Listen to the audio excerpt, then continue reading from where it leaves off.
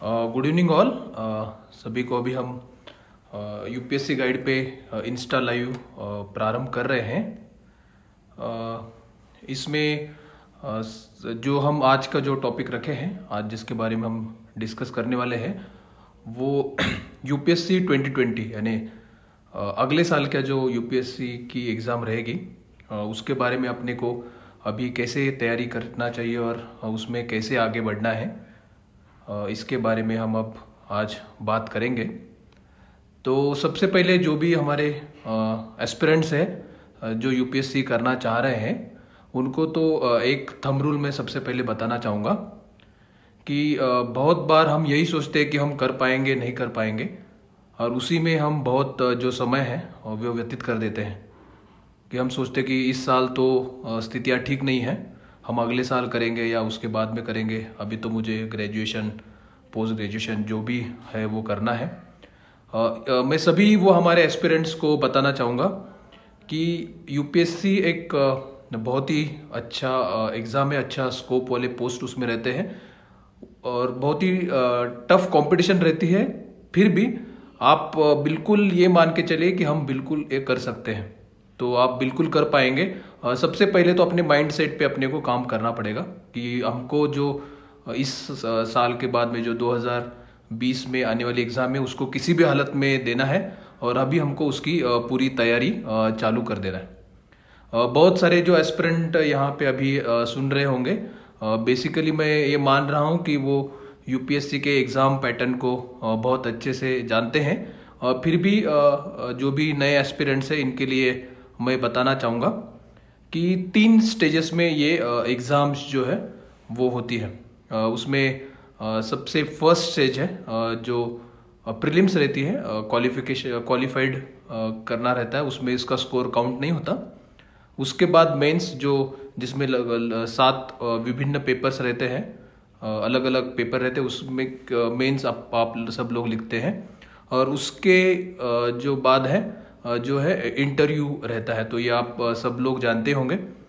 तो अभी की जो 2019 के प्रीलिम से it is round the corner, अभी कुछ चंद दिनों के बाद उसका एग्ज़ाम होगा, लेकिन अपन 2020 के हिसाब से जब सोचते हैं तो 2 जो पेपर्स है प्रीलिम्स के, एक जनरल एबिलिटी टेस्ट जिसमें बहुत सारा general studies, general knowledge, general awareness, current event के बारे में पूछा जाता है, वो एक रहता है।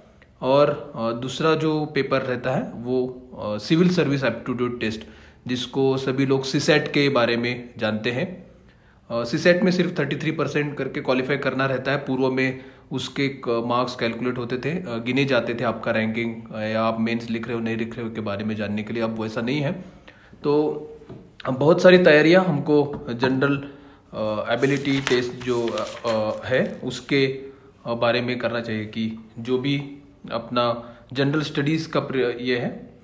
तो अगर आप सिलेबस देखे होंगे, जानते होंगे, तो पहला जो एक पॉइंट रहता है सिलेबस में events and happenings of national importance, उसके बारे में बहुत सारे क्वेश्चंस प्रीलिम्स में। मैं जनरल स्टडीज़ प्रीलिम्स की बात अभी कर रहा हूँ। ज्योग्राफी एक उसमें लिखा है, गवर्नेंस एंड कॉन्स्टिट्यूशनल स्ट्रक्चर्स, उसमें पार्लियामेंट, हमारी जुडिशियरी, ऑल इंडिया सर्विस और सभी जो संस्थाएं हैं उनका आता है, नीति आयोग हो या अन्य सभी आयोग भी उसी के अंतर्गत आते हैं और उनके संदर्भ में बहुत सारी जो करंट इवेंट होते रहते हैं उसके संदर्भ में क्वेश्चंस रहते हैं। Current issues face by country, वो भी एक सिलेबस का पार्ट है। इकोनॉमिक एंड सोशल डेवलपमेंट, ये एवर एंडिंग बहुत ही बड़ा पार्ट रहता है। Research and development and scientific developments.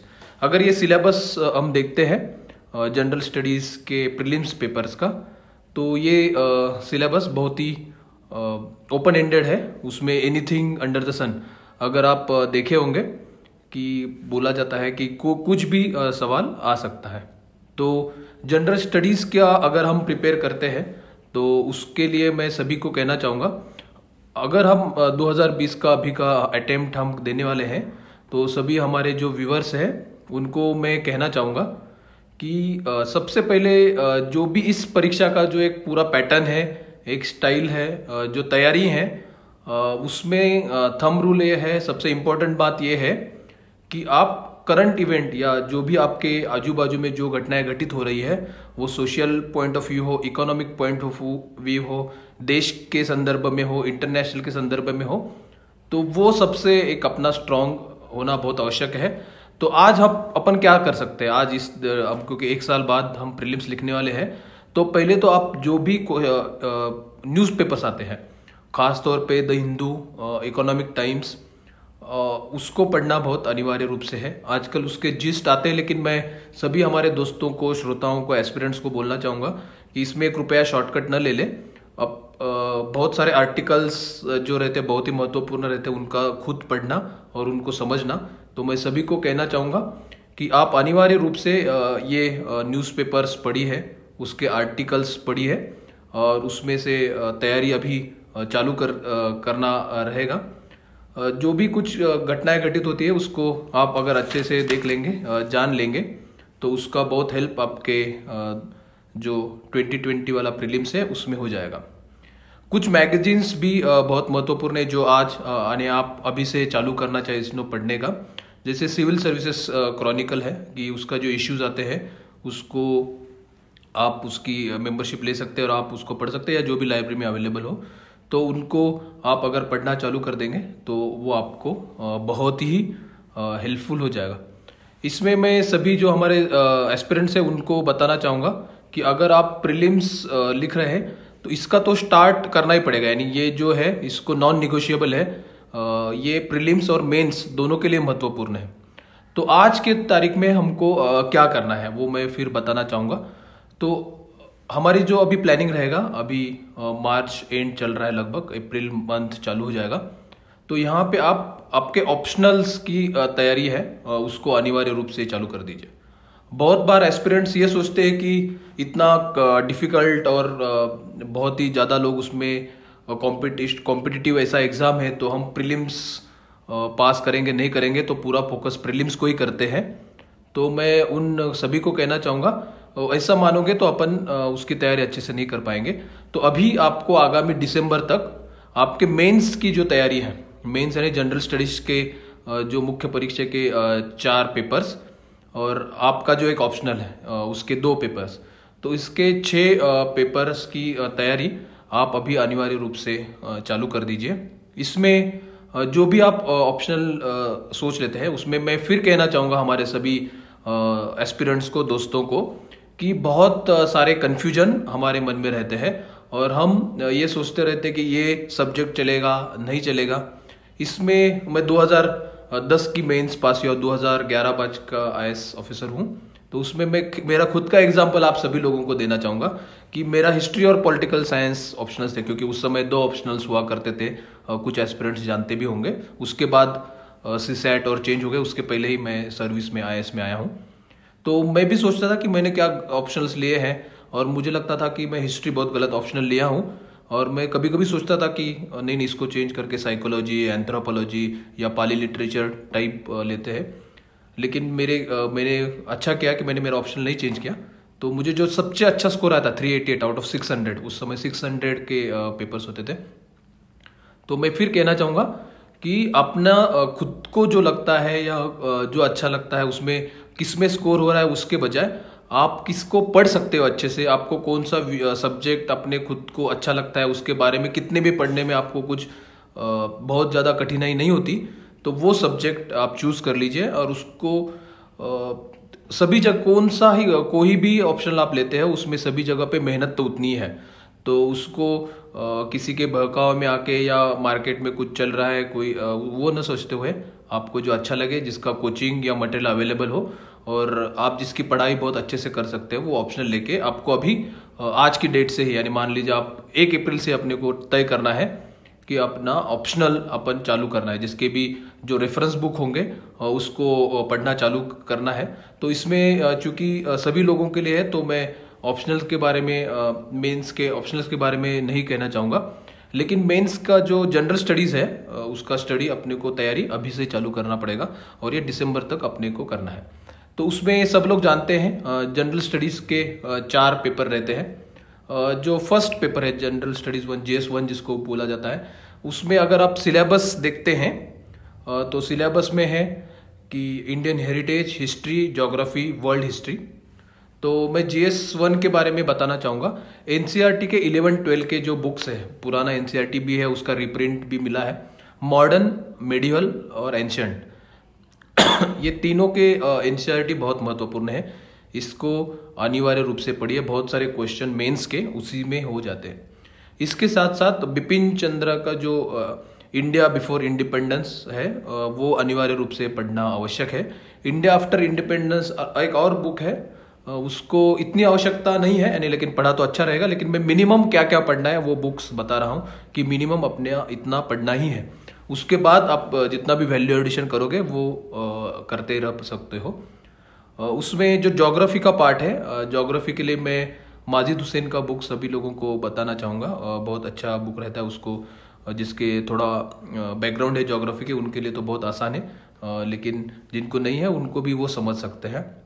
इसके साथ साथ आपके मेंस के लिए और प्रीलिम्स के लिए भी ज्योग्राफी के संदर्भ में एटलस जो भी हो उसको अनिवार्य रूप से देखना चाहिए। किस तरह से कुछ रेंजेस है, कुछ तरह वाटर बॉडीज है, कंट्रीज है, उनके कौन से लोकेशंस है, मेंस और प्रीलिम्स के लिए भी महत्वपूर्ण है। और एटलस और आपका न्यूज़पेपर, और वो अनिवार्य रूप से हर रोज उसकी आवश्यकता है, उसको पढ़ना चाहिए। ये हो गया GS1 का यानी जनरल स्टडी 1 का जो तैयारी है उसके संदर्भ में। जनरल स्टडीज 2 यानी मेंस का अपन बात कर रहे हैं, उसका सिलेबस अगर देखे जाए, सिलेबस के हम पॉइंट्स अगर देखते हैं तो उसमें है governance, constitution, polity, social justice and international relations. इसमें जो पॉलिटी का पार्ट है वो बहुत ही महत्वपूर्ण रहता है, बेसिक रहता है। कभी भी बहुत सारे एस्पिरेंट्स तैयारी करते समय पॉलिटी से ही अपना पढ़ाई चालू कर देते हैं। तो लक्ष्मीकांत बहुत अच्छा बुक है, जिसको इंडियन पॉलिटी के नाम से सभी लोग उसी से पढ़ना चालू कर देते हैं। तो उससे आप जो है पढ़ना चालू कर सकते हैं। जिनको बहुत अच्छा ऑप्शनल भी है और अच्छा और डीप में जाना है, वो DD बसु भी प्रेफर कर सकते हैं। इंटरनेशनल रिलेशंस की तैयारी अगर देखेंगे तो कुछ छोटे गाइड्स मार्केट में अवेलेबल रहते हैं, वो बेसिक आपको नॉलेज दे सकते हैं। लेकिन इंटरनेशनल रिलेशंस की जो भी तैयारी है, जो GS पेपर 2 यानी उसमें मैं कहना चाहूँगा कि पूरा करंट इवेंट ओरिएंटेड रहता है। इसीलिए मैंने पहले ही कहा था हिंदू, इंडियन एक्सप्रेस, क्रॉनिकल वो पढ़ना अनिवार्य है। अगर जिनका थोड़ा तैयारी है, उनको लगता है कि अब वी आर कंफर्टेबल और आयार हम कुछ पढ़ रहे हैं, तो मैं उनको कहना चाहूँगा वर्ल्ड फोकस के कुछ इश्यूज आते हैं, खासतौर पे नवंबर दिसंबर के इश्यूज आप लीजिए। उसमें इंडिया और बाकी देशों के संदर्भ में एक जिस्ट आता है, थोड़ा बड़ा टाइप का बुक रहता है। वर्ल्ड फोकस के नवंबर दिसंबर का किसी भी साल का पूरा इश्यू आप उसको पढ़ सकते हो। तो GS2 का ये पार्ट है। GS2 में भी बहुत सारे क्वेश्चंस जो रहते हैं करंट इवेंट ओरिएंटेड ही रहते हैं। पेपर 4 लेकिन GS3 जिसको बोला जाता है, उसका अगर अपन सिलेबस अगर हम लोग देखते हैं उसको, तो वो है technology, economy, environmental, security, disaster management. तो इसमें जो इकोनॉमी के लिए है बहुत ही अच्छा NCERT का बुक है। मैं बताना चाहूँगा कि वो पढ़ने से हम लोग उसको अच्छे से कर सकते हैं। इकोनॉमी के बारे में मैं फिर कहना चाहूँगा, जिस तरह इंटरनेशनल रिलेशंस के क्वेश्चन रहते हैं पूरे करंट रिलेटेड रहते हैं, तो उसका ज़्यादा से ज़्यादा पढ़ाई आपको न्यूज़ मैगजीन्स और उसी से ही करना पड़ेगा। क्योंकि किसी भी बुक से अपने को बेसिक जानकारी तो हो जाती है, लेकिन जो UPSC क्वेश्चन पूछते हैं उसके बारे में पूरा करंट ओरिएंटेड ही रहता है। साइंस एंड टेक्नोलॉजी के लिए टाटा मैग्रो हिल्स का बुक बहुत ही अच्छा है, थोड़ा बड़ा बुक है, उसको पढ़ना अनिवार्य नहीं है, लेकिन पढ़ने से मुझे लगता है कि बहुत अच्छा हेल्प हो जाता है। इकोनॉमी के लिए इंडियन ईयर बुक भी महत्वपूर्ण है। GS4 जो है, खास तौर पे इसके बारे में मैं ज़्यादा थोड़ा बता नहीं सकता। उसमें थोड़ी मुझे इसीलिए कठिनाई है कि मैं जब सिलेक्ट हुआ था तब ये ऑप्शनल जो GS4 पेपर नहीं था, जिसमें एथिक्स, इंटीग्रिटी और एप्टीट्यूड के बारे में पूछा जाता है। ये भी बहुत इस लाइक ऐसे टाइप ही क्वेश्चंस रहते हैं।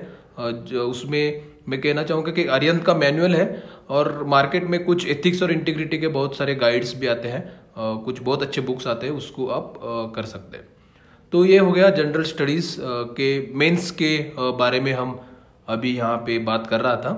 इसमें अगर आप गूगल करेंगे या किसी दोस्तों को भी पूछ सकते हैं तो 50 बुक की भी लिस्ट आपको मिल सकती है।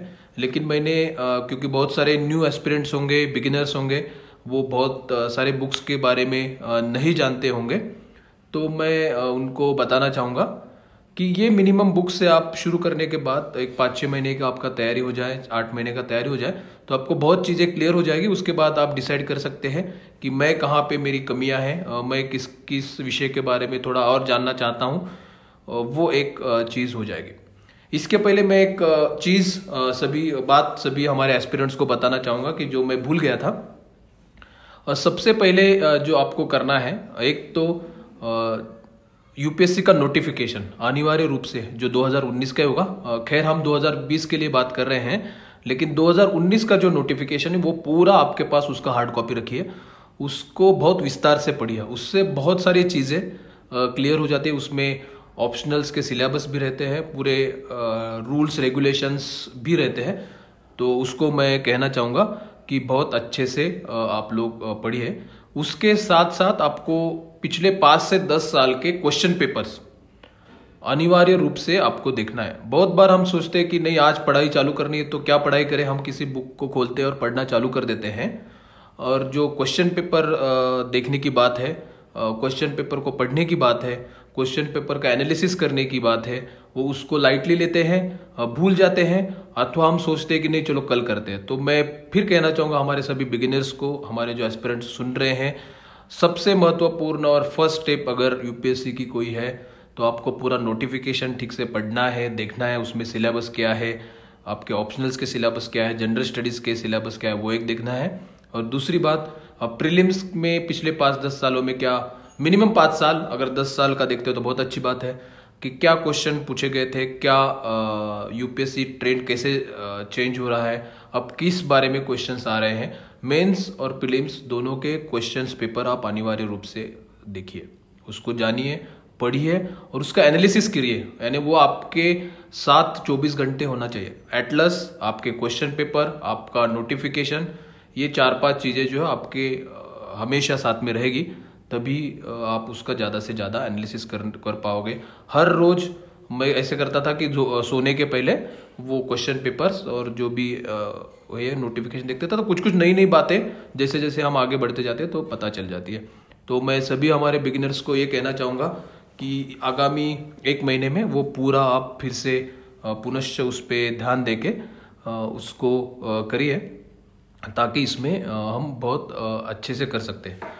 कुछ जो मुझे अभी खास तौर पे हमारे बिगिनर्स ने क्वेश्चन एक पूछा था कि मुझे लगता है बहुत महत्वपूर्ण क्वेश्चन है कि कोचिंग क्लासेस की आवश्यकता है क्या नहीं, इसके बारे में पूछ रहे हैं। मैं सभी हमारे बिगिनर्स को कहना चाहूँगा कि एकेडमी में जब हम देखते हैं तो उसमें ऑलमोस्ट 20-30% लोग ऐसे रहते हैं कि जिन्होंने कहाँ पे भी कोचिंग नहीं किया। लेकिन बहुत सारे जो क्वालिफाइड और जो सर्विस में आते हैं उन्होंने दिल्ली या कहाँ पे कोचिंग किया रहता है। उसके बारे में मैं कहना चाहूँगा कि मैंने खुद ने कभी दिल्ली में कोचिंग नहीं किया है, मैं पुणे से हूँ, तो पुणे में ही प्रिपेयर किया है। वहाँ पे कुछ दोस्तों का एक ग्रुप था तो वो हमको गाइड करते थे, लेकिन उस तरह का एक एटमॉस्फेयर वहाँ पे बना था, उसमें हम पढ़ते थे। तो कोचिंग के बारे में मैं इतना कहना चाहूँगा कि अगर आप कुछ सर्विस कर रहे हैं और इकोनॉमिकली और कुछ अन्य कारणों से अगर आप अफोर्ड नहीं कर सके हैं तो कोचिंग आप नहीं करें तो तब भी चल सकता है। यानी वो मैंडेटरी नहीं है। यूपीएससी में अगर हर साल 1000 लोग सिलेक्ट होते हैं तो 1000 लोग अलग अलग ऑप्शनल्स लेके, अलग अलग बैकग्राउंड के और अलग अलग के टाइप का प्रिपेयर करने से भी होता है। यानी एक जगह पे यही भी रहता है कि 21 साल में कोई लड़का क्रैक किया है और कोई रहता है कि 10 अटेम्प्ट 9 अटेम्प्ट जो भी अटेम्प्ट दिए हैं, कोई बहुत गरीब फैमिली से भी रहता है, किसी के 3rd जनरेशन आईएएस भी रहते हैं। तो मैं ये कहना चाहूँगा कि कोचिंग की आवश्यकता नहीं है, लेकिन अगर आप अफोर्ड कर सकते हो, आपके पास समय है, आपके पास इकोनॉमिक बैकग्राउंड ठीक है और आप उसको यू कैन अफोर्ड, तो मैं कहना चाहूँगा कि कोचिंग करने से थोड़ा एक आपको डायरेक्शन मिलने में थोड़ा हेल्प हो जाता है। तो if you want you can go. अगर नहीं कर पा रहे हो तो उसमें ज़्यादा हैरान होने की बात नहीं है। आप बिल्कुल कर सकते हो, लेकिन आपका वही मेहनत और आपका डेडिकेशन और आप पूरे लगन से अगर करोगे तो बिल्कुल हो सकता है। फिर से अपन अपने जो इश्यूज है उसमें आते हैं। इसमें जो एक जीएस के 4 पेपर्स का मैंने मोटा मोटी बता ही दिया। ऑप्शनल्स आपको कैसे चूज करना है उसके बारे में 3-4 जो थंब रूल है उसमें एक कि क्या मटेरियल अवेलेबल है, आप अगर हिंदी में या आपके लोकल लैंग्वेज में देना चाह रहे हो तो क्या मटेरियल अवेलेबल है, क्या आपको वो सब्जेक्ट, सबसे पहले तो क्या आपको सब्जेक्ट अच्छा लगता है, आपको उसको पढ़ने में बहुत आसानी लग रही है, आपको उसमें इंटरेस्ट है। ये मत कभी भी मत सोचिए कि उसको ये स्कोरिंग है या नहीं है, ये इससे ट्रेंड में है या नहीं है, क्योंकि हर साल ट्रेंड चेंज होते रहते हैं, कभी कुछ स्कोरिंग रहता है। जैसे जब हम यूपीएससी कर रहे थे तो public administration used to be, उसमें बहुत अच्छा स्कोर होता था, लेकिन बाद में आप देखते हैं तो कुछ दिनों से वो इतना स्कोरिंग नहीं कर रहा। उसके पहले साइकोलॉजी एक ज़माने में बहुत स्कोरिंग माना जाता था, कभी कभी इवन पाली लिटरेचर या कुछ उस तरह के सब्जेक्ट पे एंथ्रोपोलॉजी भी माने जाते थे। अब तो लिटरेचर का इशू नहीं रहा, लेकिन मैं वही कहना चाहूँगा कि वो स्कोरिंग है क्या नहीं है वैसा सोचना बहुत गलत स्टेप है, उसको मत जाइए। आपको अच्छा कौन सा सब्जेक्ट लग रहा है, आप पढ़ कह पा रहे हो, बेसिक किस में क्लियर है, आपका ग्रेजुएशन पोस्ट ग्रेजुएशन के वो सब्जेक्ट होते तो और आपको हेल्पफुल रहता है, तो वो आधार पे आप अपना ऑप्शनल चेंज किए। मैं फिर कहना चाहूँगा, बहुत बार हम उसी में समय व्यतीत कर देते हैं कि ये ऑप्शनल ले लूँ या ये ऑप्शनल न ले लूँ, उसी में 6 महीना 7 महीना 1 साल निकाल लेते हैं और अपना अगर देखते हैं पीछे मुड़ के तो 1 साल कुछ प्रिपेयर नहीं किया रहता। तो मैं इसमें कहना चाहूँगा एक आप समयबद्ध तरीके से 7 दिन यानी रख दीजिए कि 1 अप्रैल से 10 अप्रैल 15 अप्रैल तक मैं मेरा ऑप्शनल फाइनल करूँगा और फिर उसमें जो बेसिक बुक्स है वो पढ़ना अभी, क्योंकि हमको 2020 में देना है। इसके साथ खास तौर पे मैं बहुत सारा क्योंकि बहुत सारे एस्पिरेंट्स देखा हूँ, बहुत सारे अधिकारी देखा हूँ जो आईएएस में आए हैं, इसमें एक मेंटल प्रिपरेशन लोग रहता है तो उसमें यही सोचा रहता है कि हमको 4 या 5 अटेम्प्ट देने हैं। यानी अगर उनको पूछा गया तो बोलते हैं फर्स्ट अटेम्प्ट में मैं तो प्रीलिम क्लियर करूंगा, सेकंड अटेम्प्ट में मेंस लिखूंगा, थर्ड या फोर्थ अटेम्प्ट में मैं इंटरव्यू दूंगा। उसी तरह का एक मानसिकता बनी रहती है। मैं फिर कहना चाहूंगा ये मानसिकता बहुत गलत है। हमको कोई पंचवार्षिक योजना नहीं चलानी है, क्योंकि इसमें 5 साल आपके खुद के लाइफ के या 3 साल देना यानी इतना बड़ा स्पैन आवश्यक नहीं है। आप उसका 1.5 साल का मैक्स 2 साल का एक प्लान करिए कि इतने में ही मुझे करना है, इतना ही मेरा जो है, या एक अटेम्प्ट देके 3 साल, यानी आपका जो भी ये रहेगा उसमें अगर आप कोई भी आपके दोस्त, आप खुद या कोई भी ये सोच रहा है कि नहीं नहीं ये तो इतना डिफिकल्ट है और मैं इस अटेम्प्ट में सिर्फ प्रीलिम्स करूंगा ताकि प्रीलिम्स क्लियर हो जाए, तो आपका प्लानिंग गलत हो रहा है। आप वो पंचवार्षिक योजना बना रहे हो जिसका कुछ नहीं होने वाला। आप बिल्कुल प्लानिंग कीजिए कि इसी 2020 में ही मुझे आईएएस बनना है या मुझे सर्विस में आना है। उस तरह से फिर आपके पास जितने 12 महीने और मेंस के 6 महीने 18 महीने हैं, क्योंकि आप प्रीलिम्स के बाद आपको 2-3 महीने और एक्स्ट्रा मिलेंगे। तो मैं वही कहना चाहूँगा, वैसा सोच के प्लानिंग कीजिए कि अभी अप्रैल से लेके दिसंबर तक मैं मेरे मेंस के ये पॉइंट है, मेरा ऑप्शनल ये है, मैं उसको कितने अच्छे से करूँगा, उसमें इतने बुक्स है तो मुझे इतने ऐसा पढ़ना है। तो वो आप अगर प्लान करोगे, उसके बाद जैसे ही आप जनवरी में या दिसंबर खत्म हो जाएगा तो पूरा जो आपका ध्यान है उसको, यानी 2020 की जो जनवरी रहेंगे उससे आपके प्रीलिम्स के डेट तक पूरा, फिर आप मेंस को थोड़ा क्लोज करके पूरा जो प्रीलिम्स पॉइंट ऑफ व्यू, क्योंकि प्रीलिम्स में बहुत सारे फैक्ट्स आपको याद रखने रहते हैं। उस समय नया इकोनॉमिक सर्वे भी आया रहता है, बहुत सारे क्वेश्चन रहते हैं पूरे साल भर में क्या क्या चीज़ें हुई है, कौन से गेम्स खेले गए थे, कौन विनर था कौन लूजर था, या जो भी इकोनॉमी में जो हुआ है। तो उस तरह से फिर आप पूरे आपकी जो तैयारी है उसको कर देते हो। एक सभी हमारे एस्पिरेंट्स को एक जो मैं देखा हूँ, जाना हूँ, समझा हूँ बात को, और वो उसके बारे में मैं सभी को बताना चाहूँगा कि बहुत सारे जो हमारे एस्पिरेंट्स रहते हैं, खास तौर पे तैयारी करते रहते हैं, वो एक चीज सोचते रहते हैं और बहुत बार मैंने देखा हूँ कि उसी के बारे में बहुत ज्यादा सोचा जाता है बाकी सब छोड़ के, कि मेरा इंटरव्यू कैसा रहेगा, यानी उसमें मुझे इंटरव्यू की क्या तैयारी करनी चाहिए, मेरा हॉबी तो मेरा कुछ नहीं है, मैं हॉबी कौन सी करूँ, और मुझे कौन सा अब इसमें मुझे हॉबी में काम रखना है, फिर मुझे क्रिकेट के बारे में अच्छा लगता है तो उसका जानकारी मैं कैसे इकट्ठा करूँ, मैं फिर आप सभी मेरे हमारे दोस्त लोग जो यहाँ पे देने वाले उनको फिर बताना चाहूँगा कि जो आप अगर पूरा मार्किंग पैटर्न्स देखें, आप अगर डिस्ट्रीब्यूशन ऑफ मार्क्स देखते हैं, तो जो पूरे आपके स्कोर के लिए जो, क्योंकि प्रीलिम्स का स्कोर तो काउंट नहीं होता है, तो उसमें अगर हम सोचते हैं तो वो स्कोर है पूरा टोटल मिला के इंटरव्यूज, पर्सनल इंटरव्यू जो भी मिला के 2025 मार्क्स है, 2025 मार्क्स। इसमें जो टोटल मेंस के मार्क्स है दैट इज 1750, 1750 मार्क्स आपको मिलते हैं। तो 275 मार्क्स जो इंटरव्यू के हैं, अगर आप बायोडाटा, आप कहाँ पे पढ़े हो, आप कुछ राज्य से बिलोंग करते हो, वही सारे क्वेश्चंस रहते हैं जो बेसिकली पूछे जाते हैं।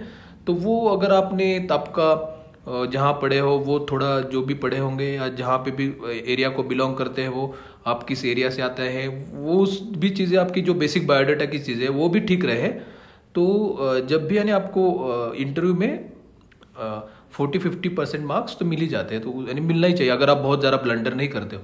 तो बहुत सारे हमारे बिगिनर्स जो रहते हैं, एस्पिरेंट्स जो रहते हैं, एक सबसे बड़ी गलती करती है कि वो सोचते हैं कि मैं इंटरव्यू कैसे दूं, फिर मेरा हॉबी ये नहीं तो मैं उसको हॉबी को अब क्रिएट कैसे करूं।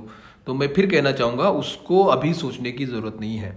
अभी अगर आपका पूरा फोकस जो है वो आप इंटरव्यू के बारे में कुछ भी मत सोचो। इंटरव्यू के बारे में आपका जो मेंस के बाद जो समय मिलेगा उसमें आप बहुत अच्छे से कर सकते हो, आप कर लोगे।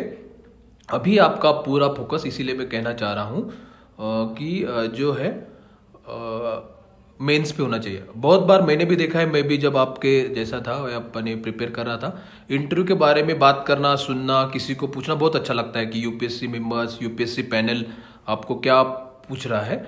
लेकिन मार्क का डिस्ट्रीब्यूशन रहे, अगर आप यू स्कोर वेरी वेल और बहुत अच्छे मार्क्स अगर आप मेंस में लाते हो, तो इंटरव्यू के मार्क्स से आपका सर्विस भी चेंज नहीं हो सकता।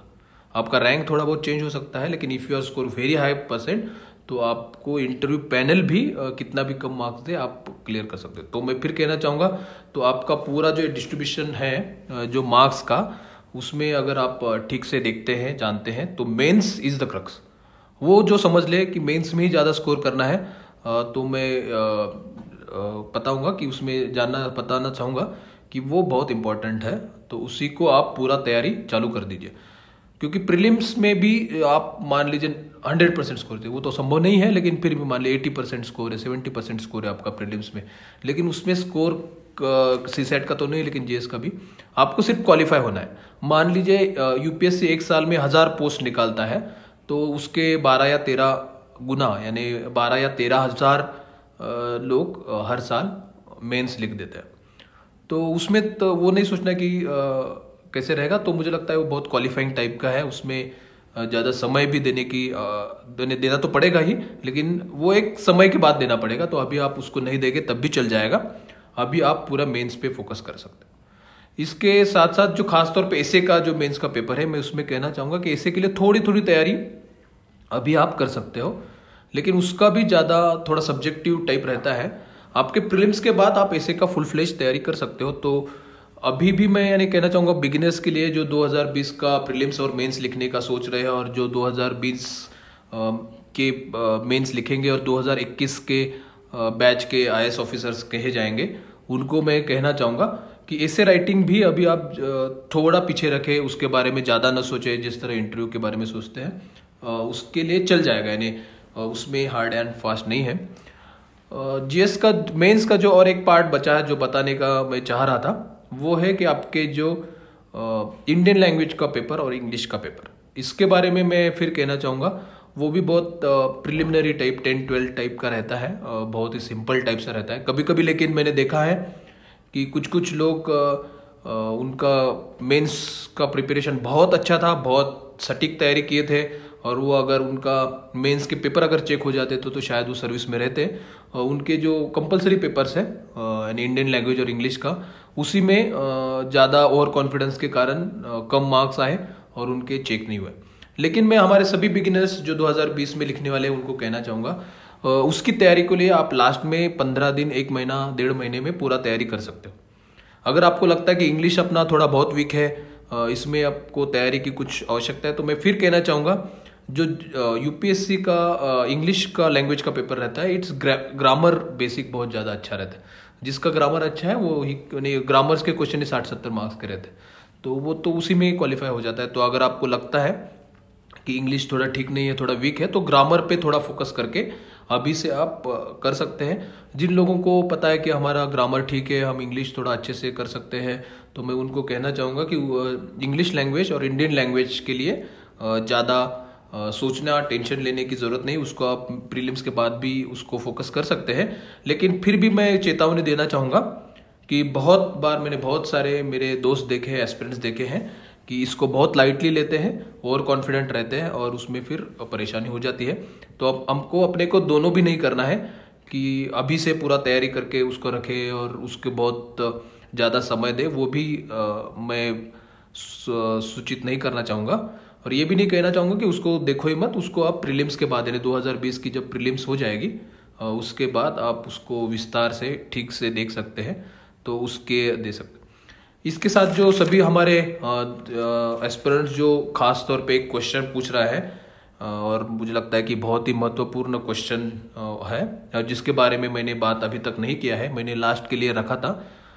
लास्ट के लिए रखने का उसकी दो कारण है कि मैंने उसको सभी को लास्ट में इसका लास्ट रखा था। एक तो आप सब लोग जान चुके हो कि मैं 2011 का आईएएस ऑफिसर हूँ, छत्तीसगढ़ कैडर में अभी कलेक्टर जशपुर के रूप में पोस्टेड हूँ। तो जब हम दिए थे यूपीएससी, तब सीसैट नाम का जो एक प्राणी है ये अस्तित्व में नहीं था।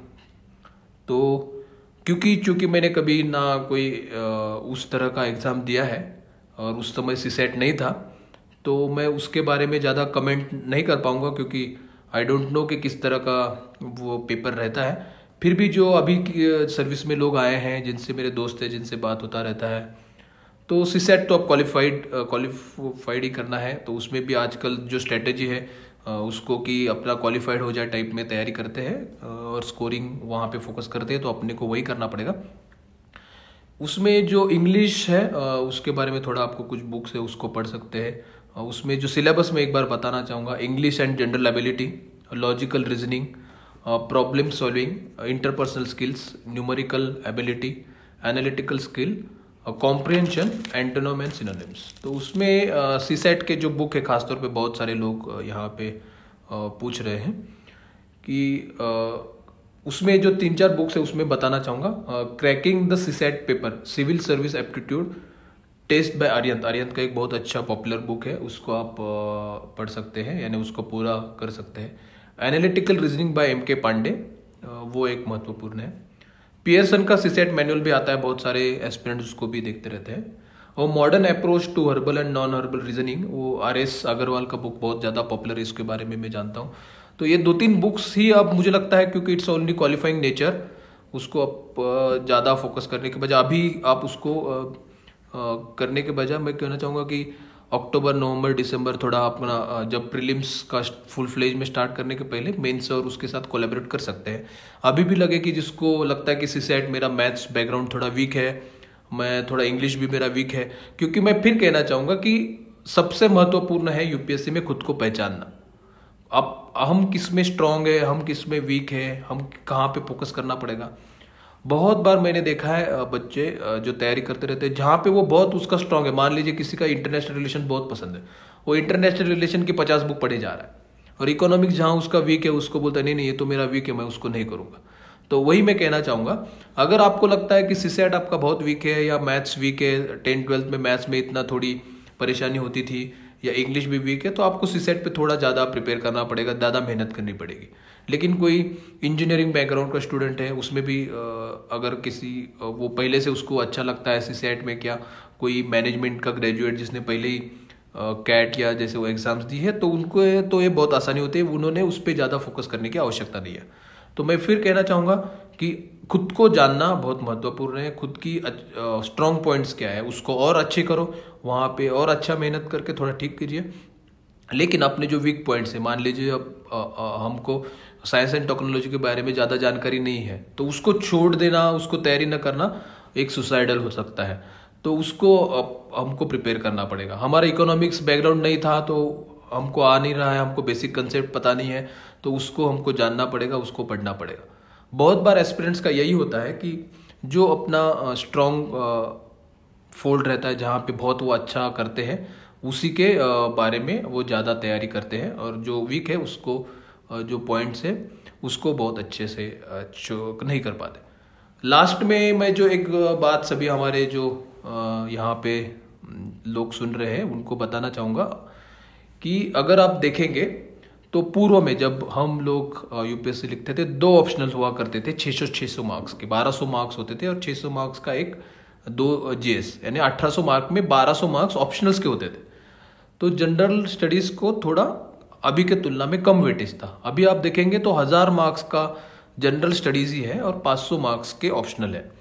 तो उसमें मैं फिर सभी हमारे दोस्तों को कहना चाहूँगा, फिर भी बहुत बार हम ये सोचते कि 1000 मार्क्स का है, लेकिन जनरल स्टडीज में कितना भी मेहनत किए, इतना अनलिमिटेड रहता है, इतना ओवर एक्सटेंडेड रहता है, इतना अनप्रेडिक्टेबल रहता है वो पेपर, कि उसमें कितना भी मेहनत करें हम अच्छा स्कोर नहीं कर पाते, एक एवरेज स्कोर ही कर पाते। उसके ऊपर जाने के लिए आपको बहुत ज़्यादा मेहनत करनी पड़ती है।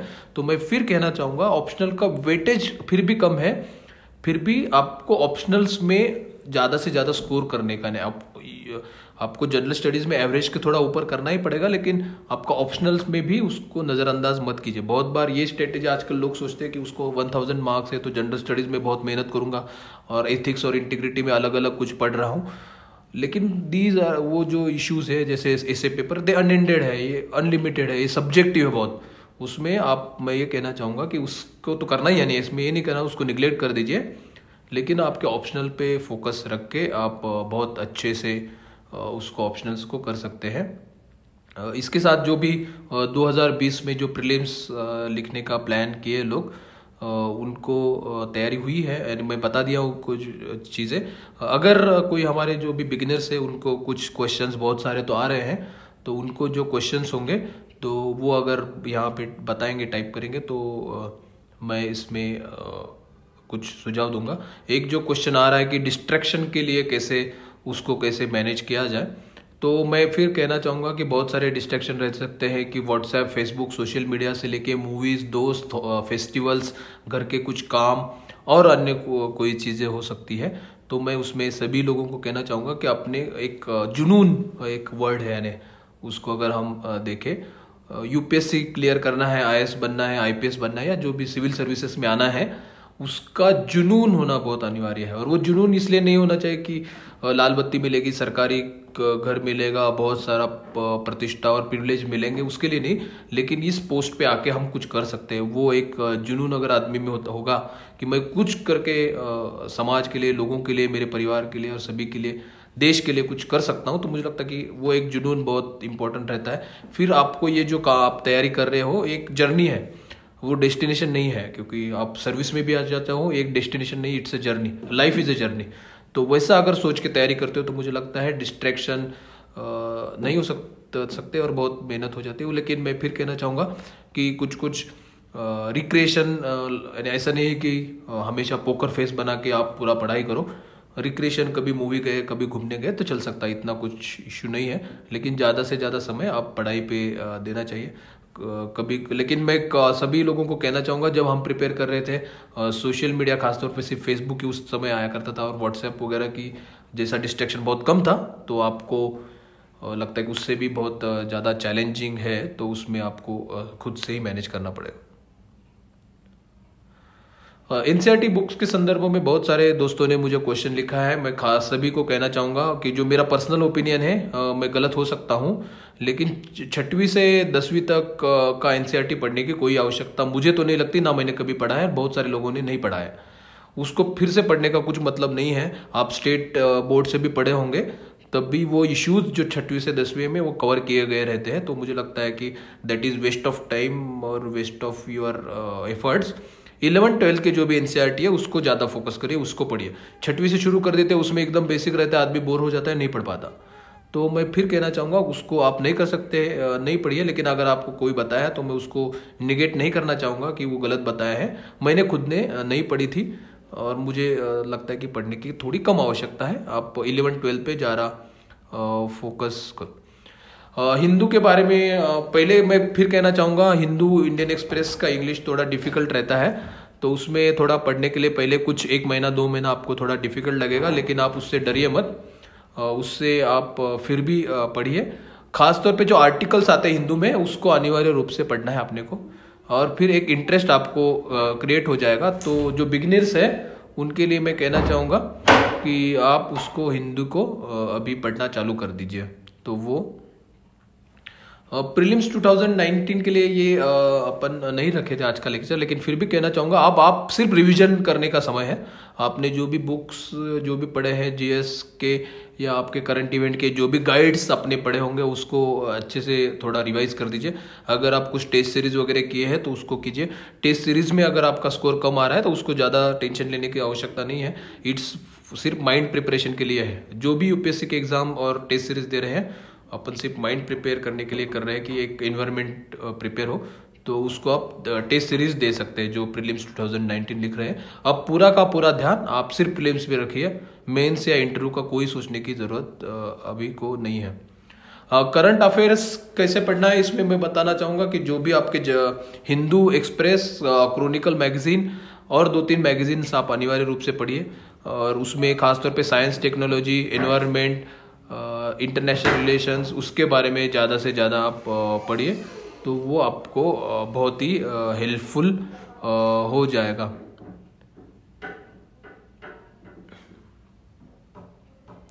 तो सभी हमारे दोस्त, अगर बहुत सारे क्वेश्चंस थे, बहुत सारे क्वेश्चन भविष्य में आते रहेंगे।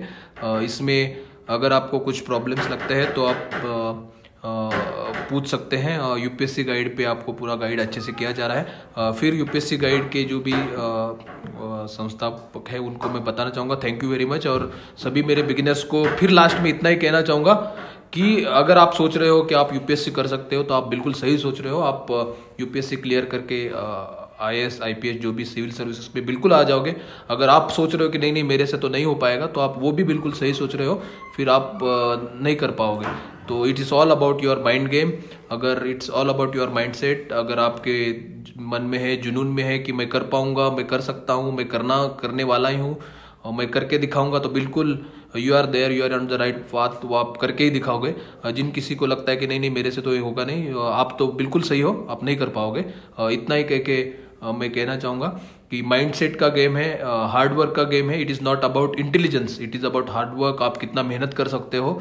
जो ज़्यादा मेहनत करेगा वो ज़्यादा लकी होगा, जो ज़्यादा स्कोर करेगा और उसको जो भी आवश्यक, वो उसका जो एम है, जो सेवा में आना चाह रहा है, जो पोस्ट उसे वो उसको लेना चाह रहा है, उसको बिल्कुल मिल जाएगा। Thank you very much.